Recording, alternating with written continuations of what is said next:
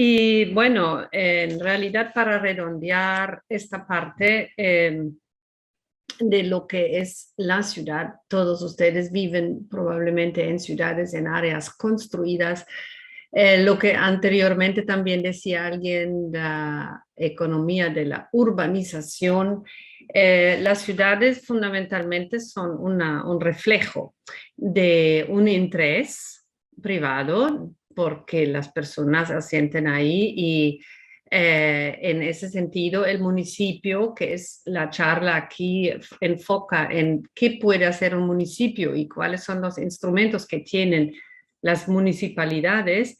El municipio no puede estar invirtiendo tanto en construcción, en protección, en activación, sino que tiene que hacer uso de su mayor herramienta, que es el control del suelo.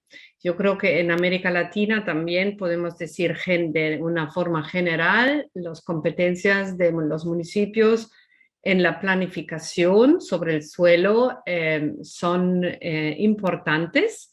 Es la esfera de gobierno que más regula y obviamente la regulación tiene elementos jurídicos, elementos financieros, elementos sociales, hasta elementos culturales. Y si vemos cómo podíamos usar este poder, ¿no?, de los municipios para crear ciudades más resilientes, entonces se ve por uno la parte de medio y largo plazo o corto, mediano y largo plazo, que eso ya la planificación urbana siempre tiene estas dimensiones, ¿no?, que tiene que dar una respuesta inmediata a la necesidad fundamentalmente de vivienda, pero también a una necesidad funcional. Vamos a ver en unos ejemplos cuando hay un desastre. No podemos esperar tanto tiempo para volver a construir porque obviamente hay una necesidad y una demanda inmediata. Yo quería como enfatizar en esta parte de la regulación, porque cuando pedimos a los municipios servicios, muchas veces lo que muchas personas piden, en particular sector privado, es de ese poder un pedazo, ¿no? Entonces, en Buenos Aires, Patricia podrá contar esto mucho, el sector privado organizado, obviamente, quieren desarrollar unas ciertas zonas, hacen propuestas, activan, tienen mucho poder económico y hay que trabajar con ellos.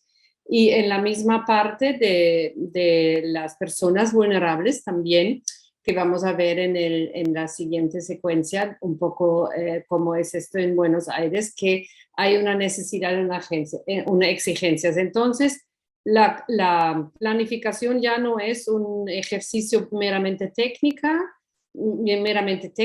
que cuando yo estudié planificación urbana lo era. Yo tenía un espacio de 30 años que hacíamos un plan y solo el consejo lo debatía. Hoy día esto es diferente porque los actores han entendido muy bien cómo tienen que hacer y obviamente muchos de los planes de ordenamiento territorial que antes decía Juan Carlos son revisados a plazos cada vez más cortos y tiene ventajas y desventajas esta parte.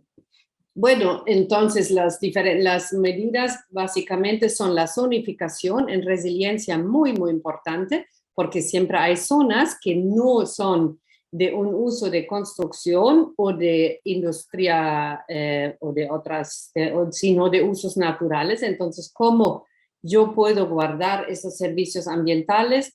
La ordenanza de subdivisión de terrenos, que eso es el clásico desarrollo urbano y en América Latina todavía también es así, en muchas de las ciudades que observamos, que lo suburbano se integra a lo urbano en una franja de tiempo mínima y hay una presión de subdivisión de terreno que finalmente el municipio se queda sin instrumentos de otros usos. El otro tema es la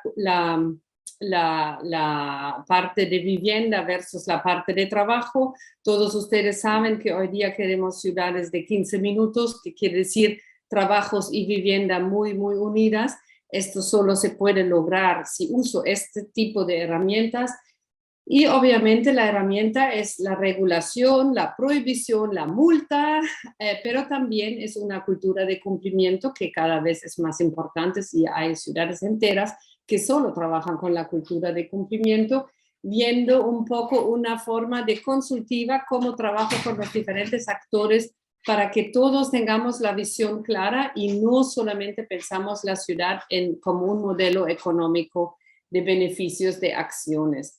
Y finalmente los planes de reducción de riesgos en zonas industriales y logísticas, que eso es una pieza muy, muy importante, muchas veces olvidada, porque se piensa que la parte industrial o logística no es vulnerable. Al contrario, es un polo y es también a veces una causa, pero es un elemento donde el municipio puede regular, puede incentivar, tiene menos actores y es muy importante lo que llamamos la mixidad de usos, empezar por ahí. En ese sentido, ahora vienen unos ejemplos. No sé, ¿puedo yo aquí hacerlo yo?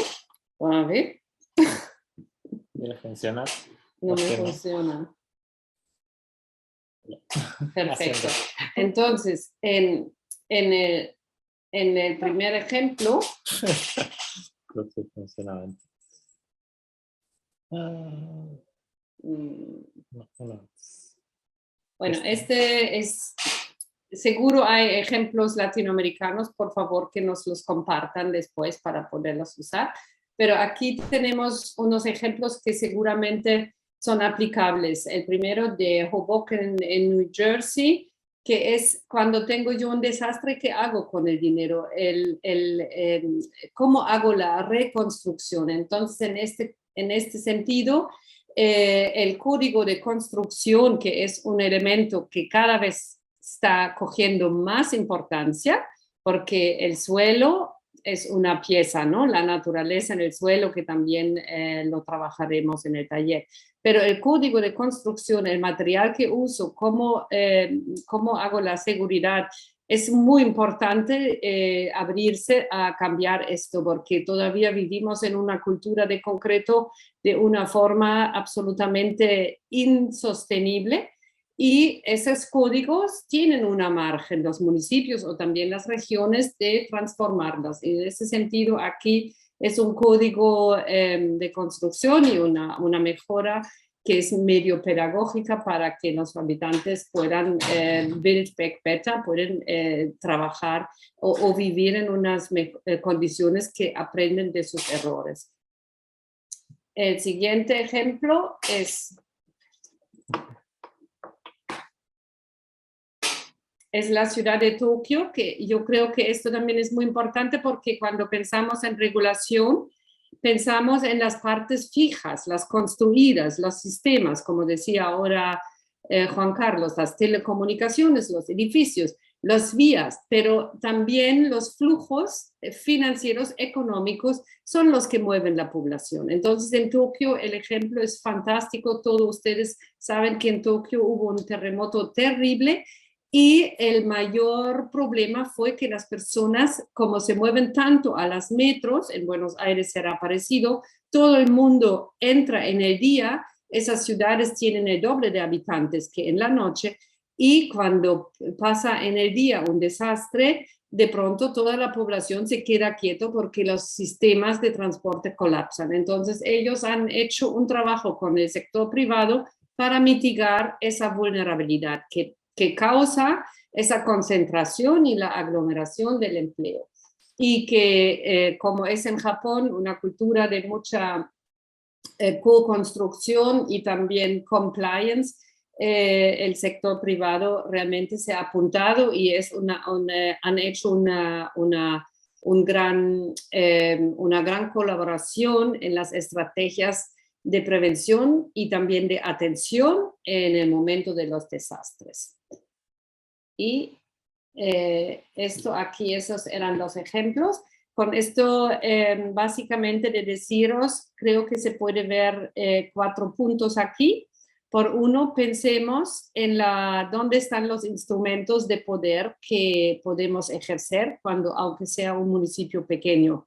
¿no? Que el suelo, el urbanismo son grandes oportunidades.